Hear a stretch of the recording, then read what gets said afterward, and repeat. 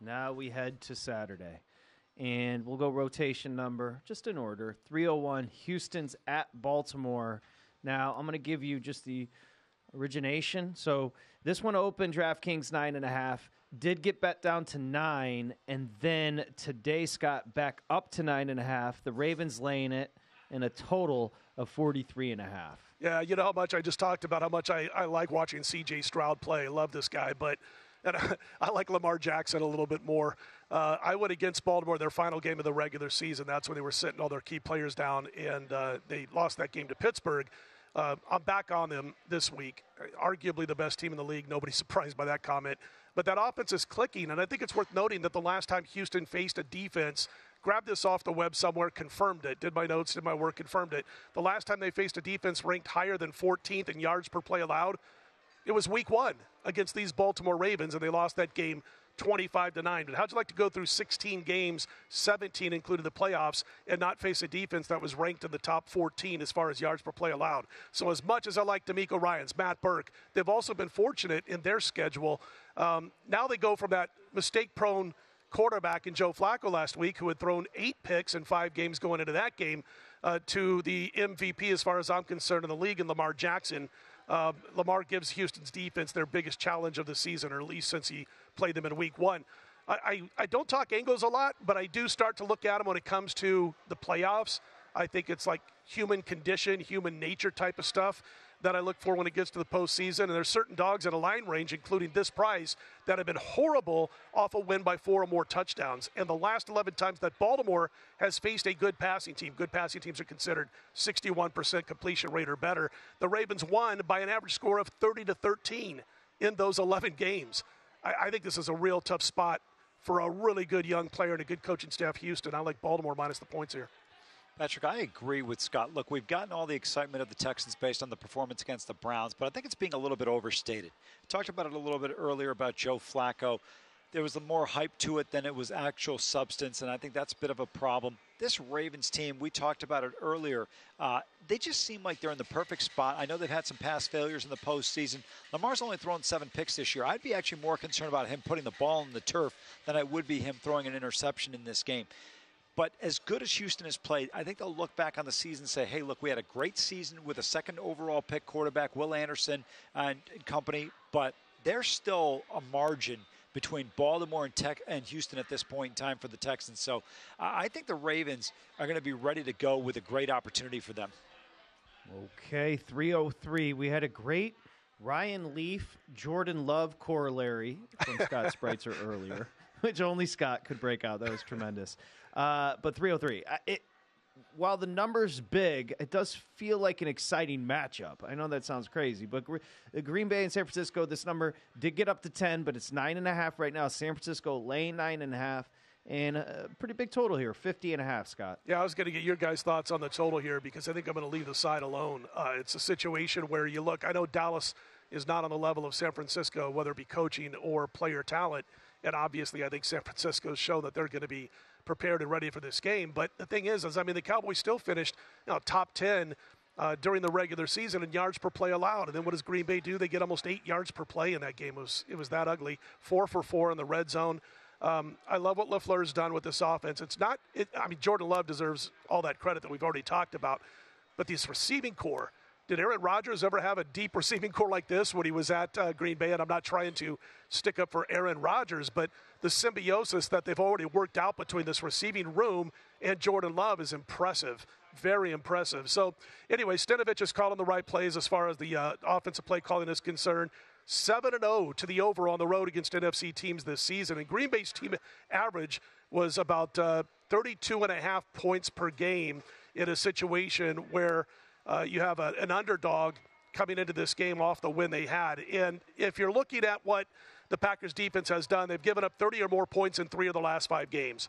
This week they got to face the NFL leader in points per drive, almost 3 yards per drive, 3 points per drive, excuse me. So I lean towards the over. It almost looks like maybe a little bit too easy. That's what scares me. As far as the side guys, I can't lay it with the Niners. I don't with the Packers. I don't think they can win outright.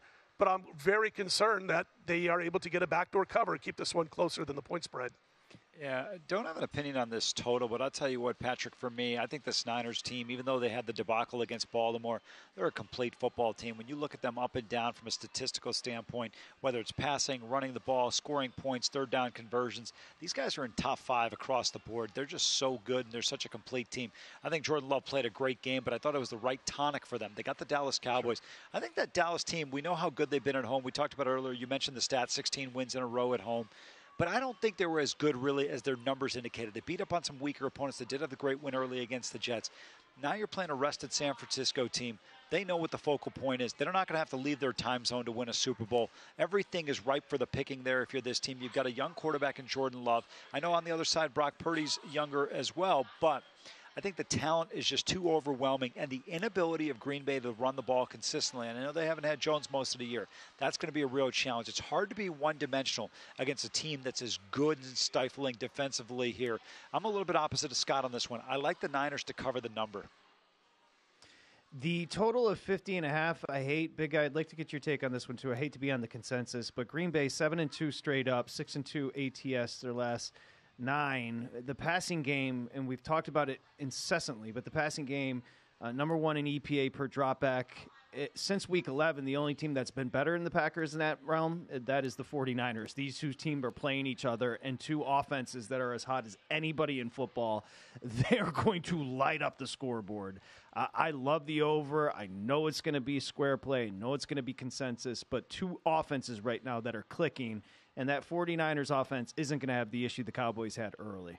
Just travel with me to this land that I'm going to create here, where Matt LaFleur has been the most inspired play caller in the league over about the last 8-9 weeks. And those receivers for Green Bay, they are young, they are fast, they don't get hit a lot. And I think with San Francisco's strength being the pass rush and the linebackers, I think the corners where they potentially could be exploited, there is a world, not saying I live in it, not saying we can travel there easily without someone inventing a special machine to go through dimensions, but there is a world where that passing game is clicking with short stuff, getting the ball out quickly, and those corners for San Francisco struggle with those speedy Packers receivers. Totally agree. The Niners 10-7 to the over this year. Add the wild card. Green Bay 11-7 to the over. It's going to be a fun matchup. More with Scott next. In studio, as he customarily does on Wednesdays, Scott Spreitzer, DocSports.com, professional handicapper. Scott wins on Twitter. So we're running the divisional round. I know you guys have some college hoops plays we want to get in as well. So let's keep it going, Scott. Tampa Bay, Detroit. So again, if you want to bet the Lions, you can find a 6.5. What's fascinating about DraftKings is Tampa Bay, Detroit open, Detroit laying 7, and they haven't budged. So if you want to bet the Packers, go over to DraftKings. The Bucks. Packers on my mind. We just talked about them. You can go over to DraftKings and catch the 7. You can break it down from either perspective: Detroit 6.5 or Tampa 7. Yeah, I'm looking at the Detroit 6.5 number, so you know where I'm going here. Again, I mentioned earlier in the show that, I just think the Buccaneers, and again, it may not be metrics-wise, but just scheduling-wise, who they played, when they played them, including last week, were arguably the luckiest team in the NFL this year and finished 9-8 before last week's playoff win. The Eagles, we all know, mailed it in. They gave up on the season. They didn't show up last week. Having said that, you're going up against a team that's not putting really any pressure on you from offense or defense, and you're only up 16-9 late third quarter, and your quarterback, who's going up against a defense that laid down at the time, was 14 for 27 or 13 for 27. It was one pass up or one pass below 50% with his completion rate, talking about Baker Mayfield. And then all of a sudden, Philly makes a couple of huge mistakes. Tampa Bay scores, and he's able to hit a bunch of passes when there was absolutely zero pressure that the Buccaneers were going to lose that football game. So, as you can tell, I do my best not to get prejudiced against or be favorite on a team, and it's been tough for me with Tampa Bay. Non-road favorites, which are dogs or picks, have been a bankroll burner in Tampa Bay's spot, and basically they're teams that have covered 13 of 52, losing by an average of 12 points per game, and that's if they're playing against teams that are in that 450 to 550 win percentage. Again, not an Eagles guy during the regular season, but I don't mind when they jump out at you in the playoffs. Detroit's also covered all 9 of their games this year and last in the second half of the season or now postseason against teams that allow at least 5.65 yards per play. Second half of the season, Tampa Bay's given up almost 6 yards per play. This offense for Detroit has been built the last couple of years under this coaching staff to take care of business when they're going up against teams that give up a bunch of yards per play.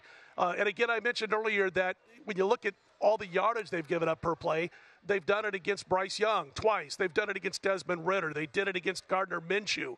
I just can't understand how Tampa Bay has gotten here without a lot of luck in scheduling. And as far as Goff is concerned and company, they've got 4 players with at least 10 touchdowns on the season. 4 different players. And I saw somewhere a week or so ago that that's like the first time it's happened in the NFL or second time in almost 50 years. I just think the Lions are going to be way too tough on Tampa Bay. And, boy, they're going to have to make a lot of mistakes, I think, to keep Baker's head in this one. He could be a real spaz at times. There you go. that was well. I'll just say that was perfect. At his best. No, I perfectly put, because we were having the Baker debate. Would you sign him to a long-term deal? That calling him a spaz is perfect. Back on October 15th, I can just say this quickly, boys. The Lions, a 26 winner down in Tampa. It was very workmanlike. I will say this. Baker missed a couple of big shots deep in that game where Detroit, I don't have the numbers in front of me, they outgained the Bucs by 120, 130, somewhere in there. The Bucs couldn't run the ball at all. In fact, Dustin, you may look it up for me. The Bucs may not have ran for 30 yards in the game. Now, the Lions have awesome, like one of the best in the NFL. They have a great run defense. Now, their pass defense is horrific. But if you can't keep them honest a little bit, the Lions, with a run, which is what you saw and why Los Angeles had success, they kept them a bit honest. Tampa Bay couldn't run the ball October 15th against Detroit, and it was a very workmanlike 20-6 win. I called it a layup, Amal. Detroit should have no problems with this, but it's a wonderful story to get to the divisional round for this Tampa Bay team. Bad division, but Detroit, this should be a layup. They're a much more talented team. Yeah, absolutely. I think they had, 46 yards rushing in the game, but it was more domination by the team in terms of time of possession, third down conversion. Patrick, to me, Scott and I were talking about this during the break, and you and I also touched upon this. Look, I'm not taking anything away from the Buccaneers' dominant performance against the Philadelphia Eagles, but let's be realistic about Philadelphia. This is a broken team for the last 6 weeks. I mean, when you name Matt Patricia your defensive coordinator 12 weeks into the season, there's something amiss within your organization. Now you've got a team in Detroit. I get they're coming off an emotional victory, but I think Dan Campbell's been around long enough. Jared Goff's been to a Super Bowl. This team will be fine. They've got probably and arguably the best home crowd going right now in the postseason. Buffalo, many people have seen home games there. The Niners' expectations, Super Bowl, same with the Ravens. But this is something unique for the Detroit Lions, a great opportunity. And then if you really look at this team, they struggled. If you look back, Tampa, the final game of the regular season against the Carolina Panthers, Antoine Winfield Jr. makes a tremendous play to knock the ball away to save a touchdown at the goal line. Otherwise, they could have been trailing in that game. They only managed 9 points in that football game. They're not really a good football team. I think we're giving them a ton of credit for one win. You use this term every time when we speak every Monday or Tuesday, recency bias. I don't know if a team is getting more credit for recency bias right now than the Tampa Bay Buccaneers. Yep, I totally agree. So pretty big guy, anything on that one before we get to Kansas City, Buffalo? No, but nothing on the side or total. The key for me in this game, I love Jahmyr Gibbs receiving props. I think he is going to torch Tampa Bay. He is too quick on the edge catching the ball, and those linebackers, they're more traditional. I don't think they're going to be able to keep up with him. Beautiful. Kansas City, Buffalo, the nightcap on Sunday, Scott. Well, not necessarily. I think it's going to be played 3:30 East, 6:30 East, 3:30 West. It's going to be cold, potentially snowy, windy, as we outlined. Buffalo right now, 2.5. Now, you can find a 3 if you like Kansas City, but Buffalo 2.5 and a total of 45. I had KC last weekend. I stayed away from the Buffalo game because I was doing a show. It might have been the show that I do in Phoenix on Fridays, and they were asking me about this game, the Buffalo game last week, and I said, I cannot recommend anybody, not just my own money, but I can't recommend to anybody to plunk their money down on that game. At the time, it was supposed to still be played on Sunday. And I'm like, you just can't do it with the way that weather was. So I ended up staying off it even after it got postponed today, and the weather was a little bit better. But, they rolled anyway. They've won 6 in a row since making that change at offensive coordinator, and that's what I was kind of talking about at the top of the show. Since that change at coordinator, they're averaging 154 rushing yards per game in those last 6 games on 214 carries. It's 4.3 yards per carry while averaging 36 carries per game. That's all up from where it was before they made the change at OC. And the attention to the ground game, I really do think, has helped Josh Allen become a better quarterback. He's already an incredibly talented guy, but he gets in those little situations where it almost is like he's thinking, I got to make this throw, I got to make something happen, when he really doesn't have to, and that's when he gets in trouble and throws that occasional interception. He hasn't had to think that way too much since they've got the new coordinator that running the football. And again, as I mentioned, KC's, they just scare the heck out of me with these red zone issues. They can't get the ball in the end zone. And we saw it again last week against Miami. Miami was begging to be scored upon, and all KC could do was line up for field goal attempts. So that's worrisome. Better quarterback, Patrick Mahomes, slightly better team right now, Buffalo. I like Buffalo to get the job done. Little surprised. There's been some threes. It gets bumped. There's been the money that's been moved, the juice on this quite a bit back and forth.